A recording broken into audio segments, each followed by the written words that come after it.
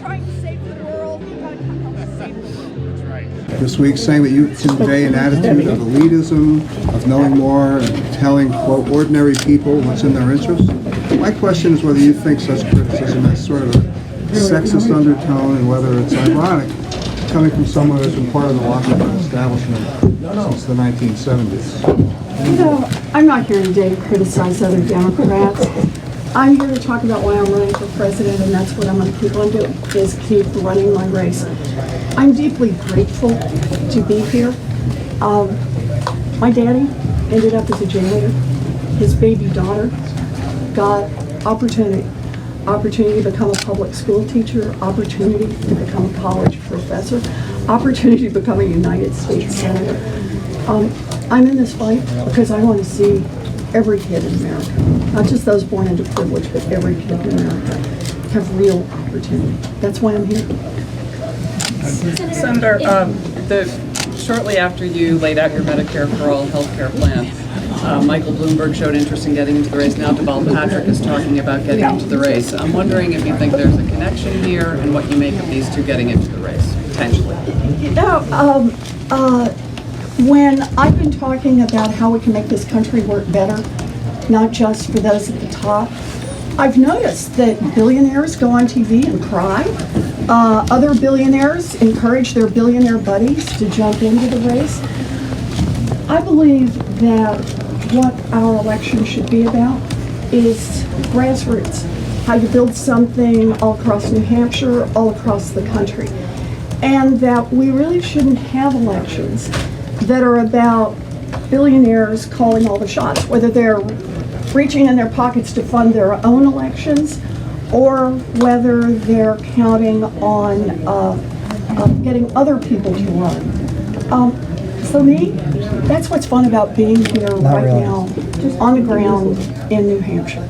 It's about being able to talk to people about why I'm in the race, talk about what's broken, talk about how to fix it, and to build that grassroots movement to get it done. I think that's what this should all be about. Senator, if you had a chance to talk to Deval Patrick yet in the last couple of days, also if he gets in, does that complicate your campaign? And finally, he's no stranger to the corporate world. What do you think if he gets in? So, no, and I'm not here to criticize other Democrats. I'm here to talk about why I'm running for president.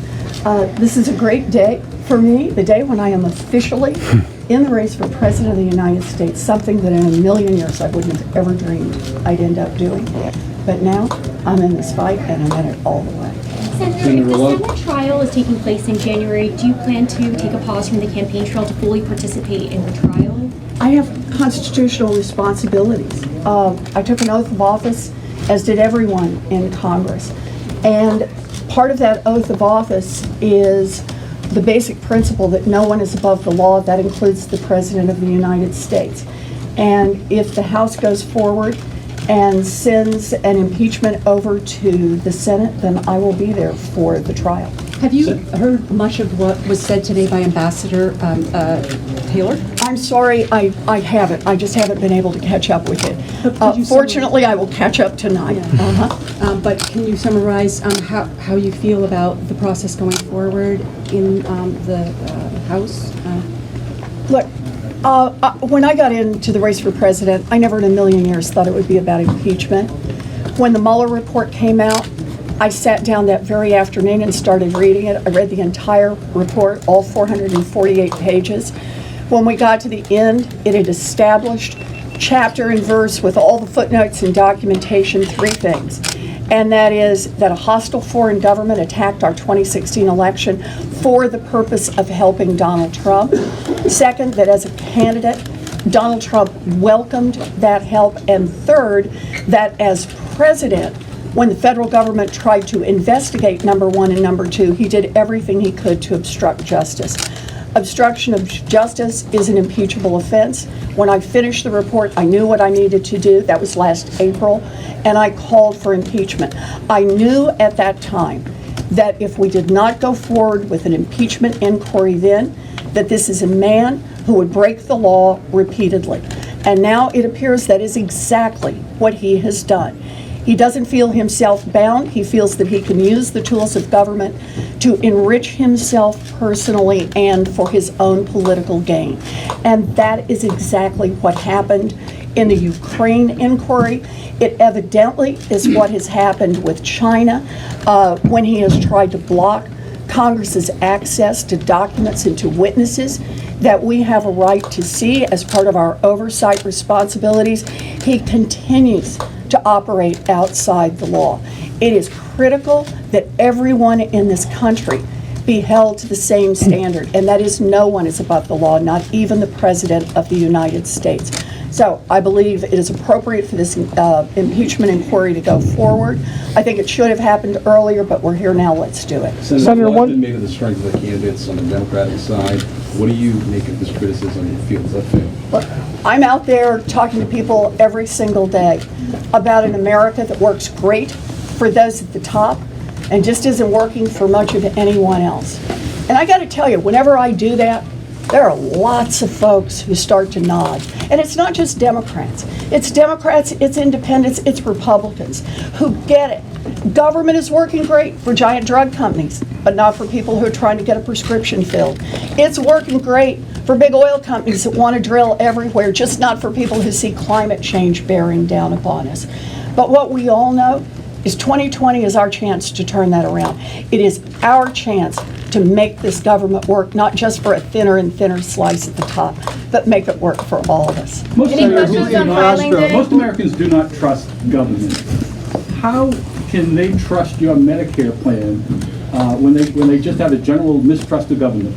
You know, I think this is about getting out and talking about it, but I'm actually going to push back on your assertion. 83% of Americans do not trust the government. Look, I Pew know. research. I know that you can look at it a lot of different ways. You can frame the question different ways. But following the crash of 2008, I had an idea for a new government agency. And the idea was that we should have a consumer protection agency for mortgages and credit cards and payday loans, the same way that we have a consumer agency to make sure that you don't get sold a toaster that has a 1 in 5 chance of bursting into flames and burning down your house. I went to Washington, I talked to a lot of people about that agency, and they told me two things. They said, that's a really great idea. You could make a real difference. And second, don't even try. Because you'll have to fight the big money, you'll have to fight the Republicans, you'll have to fight the big banks. Shoot, you'll have to fight a lot of people who are Democrats. I get it. It's easy to give up on big ideas at the beginning. It's easy to say, oh, that's just too hard to get out there and talk to people about it. But the truth is, it's important. It was the right fight to have. I got in that fight, I helped build a coalition, and ultimately, that agency was signed into law by President Barack Obama. It has now forced big banks to return more than $12 billion directly to people they cheated. It has now handled more than 1.5 million complaints, and it enjoys big support among Americans across this country. Sure, people don't like it when government doesn't work for them, but what we proved with that consumer agency is we can make government work for the people, and that's what I'm in this fight to do. Last Senator, question. please, are you going to win this primary, number one? Number two, what do you make of the notion that we in New Hampshire and in Iowa are not diverse enough to hold this first position? That's what Julian Castro said. Number one, are you going to win this? Yes. What about the diversity question? Are we? I'm very glad as Democrats that in February we will hear from voters or caucus goers in 4 different states, and those 4 states represent a lot of different parts of the country and a lot of different people. That it's urban and rural, different issues, and it's about the opportunity to get out and shake hands with people across this country, and that's where I am. You know, I've been to 28 states and Puerto Rico, but I've spent a whole lot of time in those first 4 states. I'm now at 160 town halls. I've taken thousands of unfiltered questions, and the true measure of democracy, I've done over 75,000 selfies with people around the country. That's how we reach out and talk to people. all across America. And I'm just so delighted to be here today, to have a chance to do that and move it forward one more click. We're delighted to have you here. Thank you. And thank you. Thank you. So how do I got this?